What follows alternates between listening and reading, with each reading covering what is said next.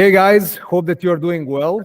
My name is Vojislav Dragovic, and it is a pleasure of mine to present you to Playerhunter Talks podcast, where we will be discussing the most relevant football topics with industry experts. This podcast has been brought to you by Playerhunter and SmrtStats. Playerhunter transfer platform is the first and only free-to-use transfer execution platform that easily connects agents and their players with adequate club requests from all over the world. You only need to create yourself an agent account on Playerhunter mobile app and list your players and wait for the available opportunities. You can find the download link of Playerhunter app in the description of this video. Also, if you are looking for a new performance analysis and video scouting platform, SmrtStats is helping you to make the smartest choice. Currently, there is a promotional pricing for the agents and agencies, and the prices per year are starting from 1,500 euros per one account. So in case that you would like to explore alternatives to the existing scouting platforms, feel free to reach us out via contact channels that are also in the description of this video.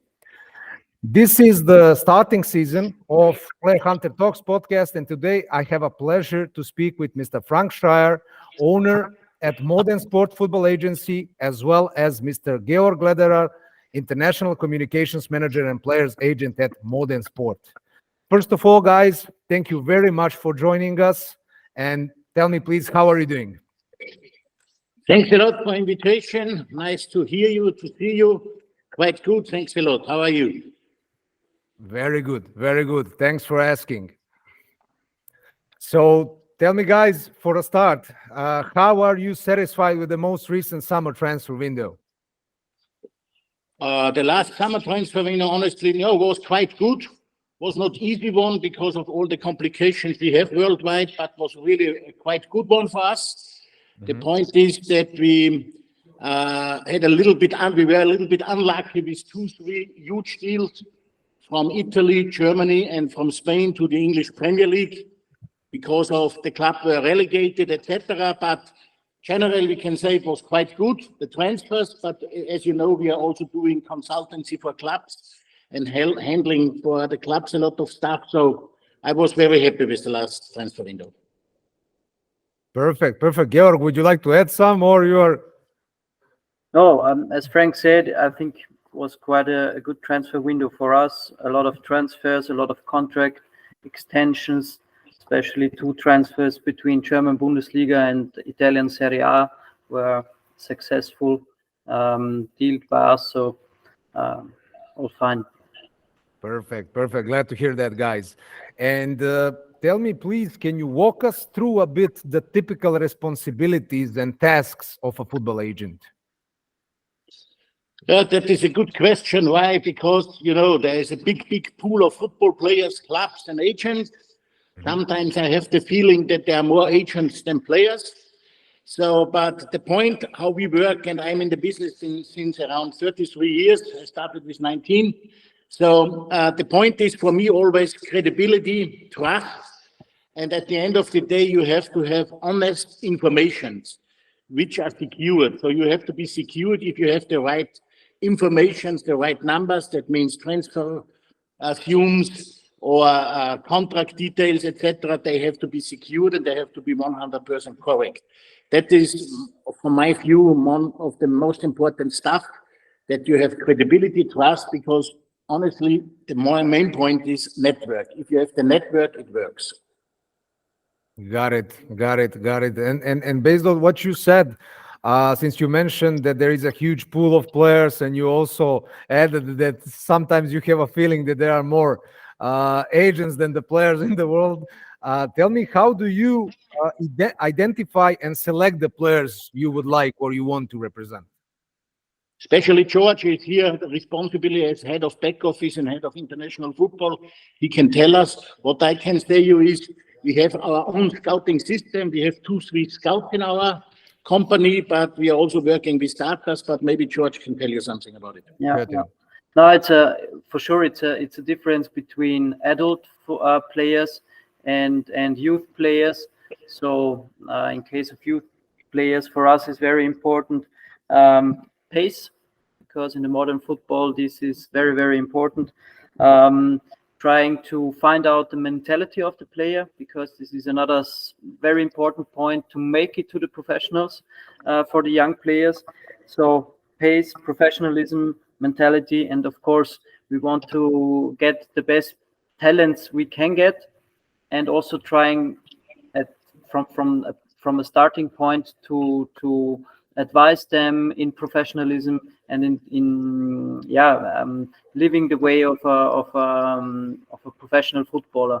This is important for the youth players. For the adults, of course, it's important where the player is playing already. A lot of players are calling us as an agency because they need help, but it's very difficult for us to help a player who is 28, still playing in the second league Austria, to go to first league German Bundesliga, for example.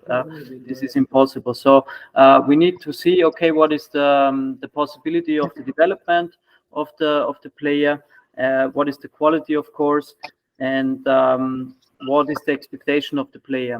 And so these are the aspects we are finding out, or where we see which players we can work with. I understand completely. And tell me, please, you mentioned right now, George, a lot of challenging situation for sure. So what challenges do football agents face in the modern football world? I think the biggest challenge is that everyone knows everyone, and through all the data that is around, the clubs know everything, so or can know everything. So it's not possible to tell stories about the performance of a player, for example. So this is, for me, the biggest thing we have to deal with. So the quality of the player is important, and we can advise in some way. We can advise in a legal way to understand what the club is really ready to pay, and on the other hand side, what are the real numbers, as Frank said, for a club, in the case a club is asking. Yeah.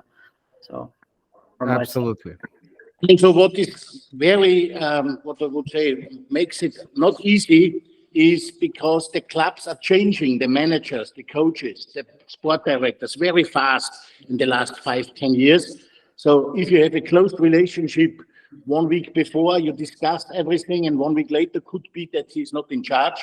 So the changes are very, very fast at the last years. And the next point is the traveling. So I have around 100 flights per year, because you have to be with the coaches, with the sport directors, with the decision makers, with the owners of the clubs, a special relationship, and that is only possible when you sit on the table, when you meet them personally. So time is also one of the challenges we have. Yeah, and another point that Frank mentioned before, there are so many agents out there, and I think there are it's just a very small number of really professional agencies, and a lot of parents think they are agents and know everything. So this is also something we have to deal with. Yeah. Absolutely agree. Absolutely agree. And Frank, you mentioned earlier before you are in this scope of work, or in this area of expertise, for more than 30 years. How has the transfer market changed in recent years, and how has it impacted your work? You mentioned also that the sport directors and the head coaches, they're changing all the time. So can you do a little bit of a parallel between the time that you started working in this industry and now? Yes, it changed really, because in the time I started, and that is 33 years before, we were on phone, we had faxes. So I think the new young sport director cannot remember a fax. So now it's emails, and a point what is really, really different between the last 20, 30 years is the datas. A lot of big clubs also work only with datas. So sometimes the sport director has only the challenge to get the right contact to the player, to the agent, to the club, because they decide only from datas. And my opinion is datas are very, very important, but 50% of datas and 50% of emotional stuff is important, because a data cannot tell you something about character, cannot tell you something about family situation, etc.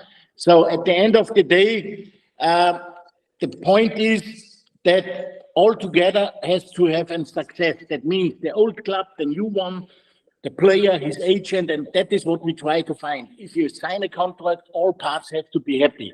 Then you have a long relationship, and that is what I want to do at the end of the day.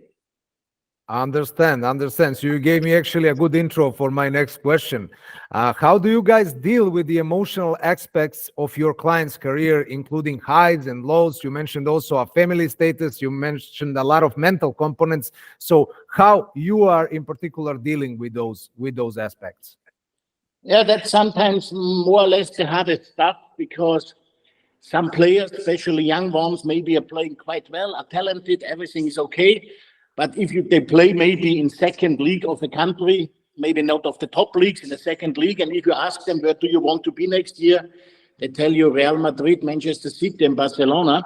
So the expectations of the young, and especially also of parents, are very, very high. And that to inform them, to explain them what is the real world is important, because a lot of other agents are on the market, show them some paperwork, which is more or less very often fake, and tell you, give me an authorization, give me a contract, and then I bring you to Manchester City. And 100 cases, 99 cases are not, I would say 100 are not real. So the main point is always to get the right emotional system on the player, on the parents, to handle the deal, and that the trust, which we build up over months, over years, is still available if other agents are coming in. Got it. Georg, would you like to add some? No, sometimes you have to be a therapist, a friend, and an advisor. So this is important, and I think sometimes we have to remind the players that what they are doing, their profession is their passion. Yeah. So this is important, and this is something we have to do sometimes. Yeah, for sure. I wanted to ask you guys also one thing. Your thoughts on these new FIFA regulations and its impact to the scope of work in your area of expertise. Honestly, I hope that the FIFA president is not listening it. So what FIFA is doing is, for me, honestly, a nonsense, because they are always running behind. So the market makes the regulation. If there is a player which is needed, which a club wants, then the player has to agree, the agent has to agree, the old and the new club has to agree. On which numbers is not the stuff of the FIFA. I think FIFA has to think about their own problems they have, because when I see what they did now for the selection of the next World Cup with 5 continents or whatever, so that makes more or less no sense.